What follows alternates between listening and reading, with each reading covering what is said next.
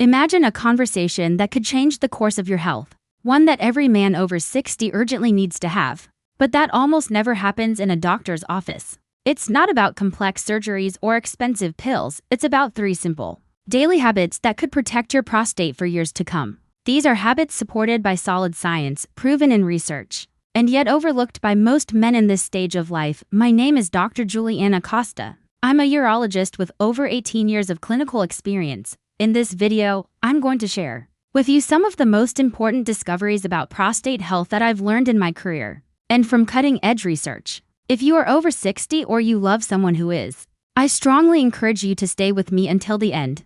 What I'm about to reveal doesn't come from guesswork or internet rumors. It's based on medical evidence, on my experience treating thousands of men, and on some of the most respected studies in the field of urology. And I want to promise you something: at least one of these 3 habits will surprise you. In fact, it might even challenge what you thought you knew about how to care for your prostate.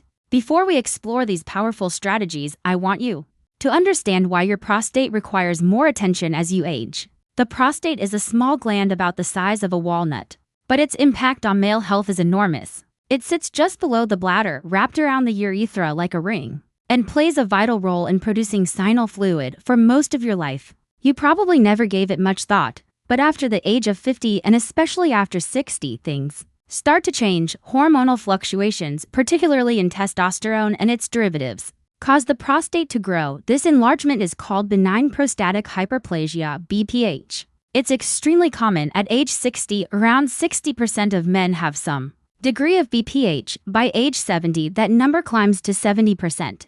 For some men, the growth is mild and barely noticeable, but for many, it becomes a daily frustration. You know the symptoms: struggling to start urination, a weak urine stream that takes forever, that annoying sensation that your bladder never fully empties, and perhaps the most exhausting of all, those nightly trips to the bathroom that interrupt your sleep and leave you drained the next day. Now, here's the part that might shock you: most men accept these symptoms as a normal part of aging. They shrug them off thinking, well, I'm getting older, this is just how it is. But that is not true. These symptoms are not inevitable. In fact, there are simple, natural, scientifically supported strategies to slow down and in some cases even reverse much of this progression, and that's exactly what we're going to explore today. In this video, I'll share with you 3 daily habits that could dramatically improve your prostate health, reduce those frustrating symptoms, and help you enjoy a better quality of life. They cost nothing, they're easy to implement, and they have the power to change everything for you. Now, let's dive into the first habit.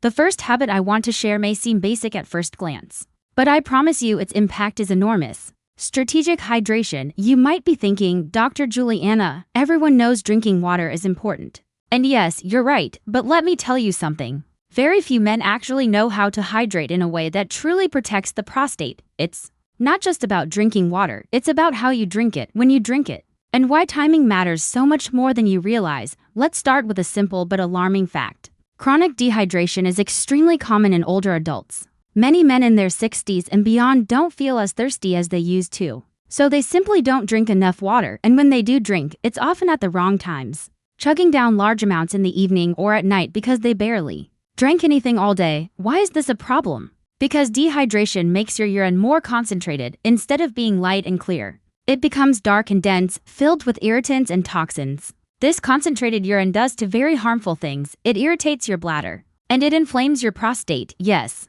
something as simple as how you drink water can actually worsen the inflammation inside your prostate gland. Several recent studies have connected poor hydration to increased lower urinary tract symptoms, things like urgency, frequency, and nighttime trips to the bathroom. One study in the Journal of Urology found that men who consistently drank less than 1.5 L of water daily reported more severe urinary symptoms than those who drank 2 to 3 L spaced throughout the day. And here's the kicker: when those dehydrated men improved their hydration habits, many saw their symptoms decrease significantly within weeks. But here's the secret that few people know and that almost no one talks about.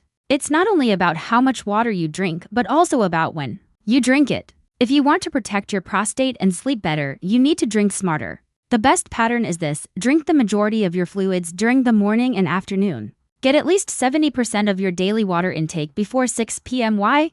Because drinking too much water in the evening forces your bladder to work overtime at night, waking you up multiple times. And if you're like many men with an enlarged prostate, Your bladder doesn't empty completely with each trip to the bathroom, so you're left with that frustrating never-ending cycle. By front-loading your hydration earlier in the day and tapering off toward the evening, you can keep your body and prostate well hydrated without sacrificing your sleep.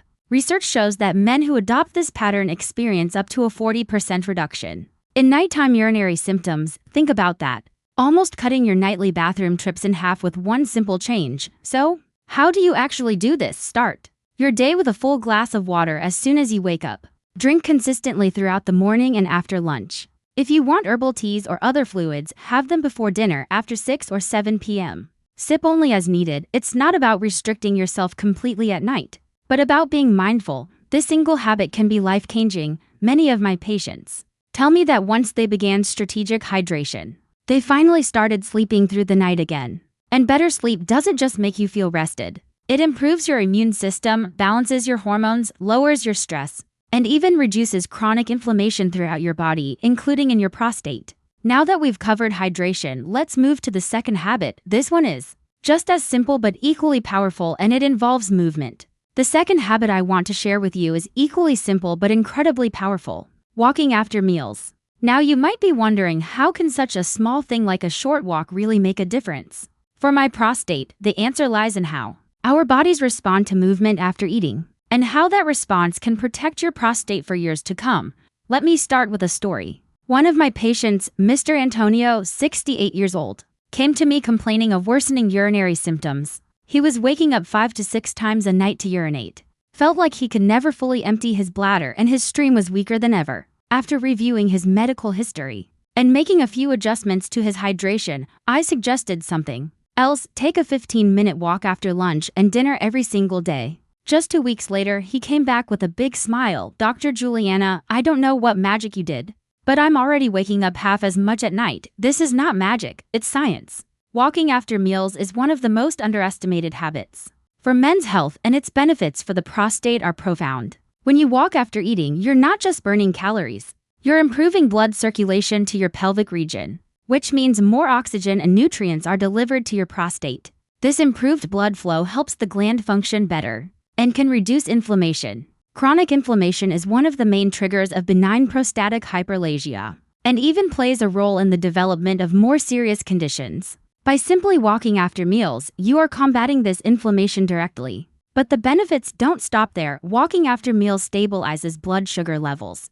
This is crucial because diabetes and poor glucose control are strongly linked to worsening prostate health. Elevated blood sugar fuels inflammation, damages blood vessels, and even impacts hormonal balance, all of which contribute to prostate enlargement and urinary symptoms. In fact, research published in the Diabetes and Metabolic Syndrome Journal found that men with poorly managed blood sugar were significantly more likely to develop severe urinary problems and faster prostate growth. Now, here's something even more interesting. Walking after eating has been shown to work like a natural anti-inflammatory for the entire body. A study in the Journal of Inflammation Research demonstrated that low-intensity post-meal walks significantly lowered inflammatory markers in older adults. This is critical because chronic inflammation doesn't just affect your prostate. It affects your heart, your joints, and even your brain. So, when you take that short stroll, you're protecting your whole body. You might be thinking, "Doctor, I'm not very active. How far do I need to walk?" And here's the good news. You don't need to overdo it. Just 10 to 15 minutes at a comfortable pace after lunch and dinner is enough. You don't need to sweat or push yourself, you just need to move. Another important aspect: walking after dinner improves your digestion and reduces the risk of late-night reflux and bloating, which indirectly helps you sleep better. And as we've already discussed, better sleep equals lower stress and less inflammation. A double win for your prostate. This is one of those habits that gives you a huge return for very little effort. It costs nothing, you can do it anywhere, and research shows that older men who incorporate post-meal walking into their routine have a 35% lower risk of developing severe prostate complications. I often tell my patients, if you can walk to protect your heart, why not walk to protect your prostate? It's a simple habit, but one that can change everything. Now that we've covered hydration and movement, it's time to talk about the third habit. And this one might be the most controversial of all because it challenges what many of you have heard for years. Now, we come to the third habit. And I want to prepare you because this one challenges a lot of what you may have heard before. It's about maintaining an active sexual life. For decades, the medical consensus has been that frequent ejaculation, whether through sex or masturbation, was beneficial for prostate health. This idea was largely based on a landmark study by Harvard University that followed over 30,000 men for 2 decades, concluding that those who ejaculated around 21 times per month had up to a 33% lower risk of developing prostate cancer. But here's what you need to know. More recent research is starting to question whether all types of sexual activity offer the same benefits. In particular, the conversation around masturbation has shifted. Let's break this down. When we talk about sexual health for older men, it's important to separate two forms of activity: partnered intimacy, sex with a partner, and solo stimulation, masturbation.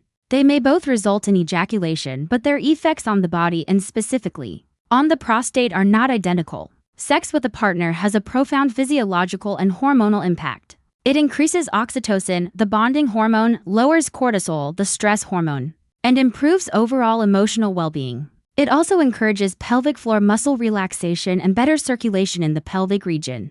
These combined effects can reduce chronic inflammation, which, as we've already discussed, plays a significant role in prostate enlargement and dysfunction. Masturbation, on the other hand, doesn't seem to provide all of these benefits, and when performed excessively, it may actually have drawbacks. Studies have found that frequent solo stimulation, especially when performed habitually without the emotional and hormonal balance that partnered intimacy provides, can lead to pelvic floor muscle tension and irritate the prostate. A 2016 study published in BJU International observed that older men who reported very frequent masturbation had a slightly higher incidence of lower urinary tract symptoms compared to those who were sexually active with partners. The researchers hypothesized that the lack of physiological and psychological balancing effects in solo activity could be a factor. Another layer of this conversation involved the context of sexual health after 60. Many men face declining testosterone, emotional changes, and increased stress in this stage of life, all of which can impact the prostate.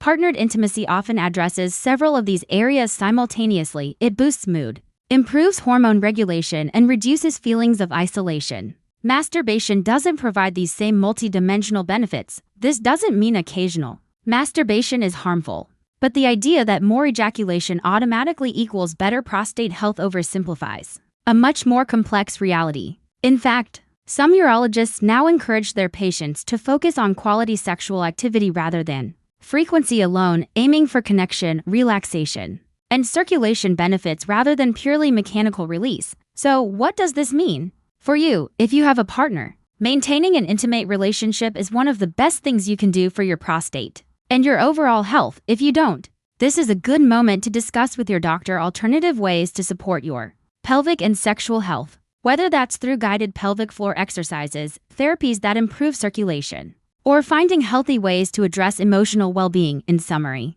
sexual activity is still a key part of prostate health, but masturbation may not provide the same level of protection as partner intimacy, and excessive reliance on it could even have negative effects. It's time to move beyond the old ejaculation count idea and focus instead on the quality and context of your sexual health practices. Now that we've explored these 3 habits: strategic hydration, post-meal walking, and maintaining a healthy sexual life, I want you to understand something very important. None of these practices work in isolation. Their full power comes when they are integrated into a broader, healthier lifestyle. When combined, they form a strong shield for your prostate, your urinary health, and your overall quality of life. Let's review them quickly. First, strategic hydration. Not just drinking more water, but drinking it at the right times, ensuring your body stays well hydrated without overloading your bladder at night. This reduces irritation, prevents concentrated urine from inflaming your prostate, and improves your sleep. Second, walking after meals, just 10 to 15 minutes after lunch and dinner. This boosts circulation to your pelvic region, reduces inflammation, improves blood sugar regulation, and even protects your heart and brain. And third, maintaining a healthy sexual life, choosing quality over quantity, prioritizing partnered intimacy when possible, and understanding that masturbation alone may not offer the same protective benefits, especially when performed excessively. But there's more. For these habits to truly make a difference, they need to be part of a complete prostate health plan. That means eating a diet rich in antioxidants like lycopene found in tomatoes, cruciferous vegetables, and healthy fats. It means keeping your weight under control because abdominal fat drives hormonal imbalances. that worsen prostate growth. It means managing blood pressure, diabetes, and cholesterol because these metabolic factors are deeply linked to prostate disease progression, and it also means staying on top of your medical care. No matter how well you hydrate, walk, or maintain sexual activity, you still need regular checkups. Men over 60 should see their urologist at least once a year. These visits usually include PSA blood testing and a digital rectal exam, simple steps that can detect prostate problems early. When they are far easier to treat, too many men skip these visits because they feel uncomfortable or think they aren't necessary. But here's the truth: early detection saves lives. Whether it's catching prostate cancer in its earliest stages or managing benign enlargement before it becomes a serious obstruction, proactive care makes all the difference. And if you're thinking, Dr. Juliana, I'm too old to start changing now, I want you to hear me clearly. It's never too late. I've seen men in their 70s and 80s adopt these habits and experience major improvements. Less nighttime urination, better bladder control, a stronger urinary stream, even more energy and vitality. These are not just theories, they're the real-life results I see every day in my patients. So, here's what I want you to do. Start with one habit. Maybe tomorrow morning you set a goal to drink most of your water before 6 p.m. or after dinner. Tonight, you take a short 15-minute walk instead of sitting on the couch. Or you schedule that long overdue appointment with your urologist. It doesn't have to be everything all at once. Change happens step by step. Your prostate health is more than just avoiding discomfort or trips to the bathroom. It's about your independence, your energy, your dignity. It's about being able to live fully without being held back by symptoms that can be managed or even prevented. If there's one message I want you to take away, it's this: you are not powerless. Whether you're 60, 70, or beyond, you can take control of your prostate health starting today. And now, I'd like to leave you with a challenge. Write down these 3 habits: strategic hydration, post-meal walking, and healthy sexual activity. And post them somewhere you'll see every day: your fridge, your bathroom mirror, your bedside table. Remind yourself that these are not just routines, they are acts of self-care. They are your commitment to yourself. I've spent nearly 2 decades helping men reclaim their quality of life through simple but powerful changes like these. And I can tell you with confidence, when you take care of your prostate, you're taking care of your whole self physically, emotionally, and even socially. So start today, and if this message helped you, share it with a friend, a brother, or anyone you know who needs this information. Let's break the silence around men's health, because no one should have to suffer in silence when there are solutions within reach.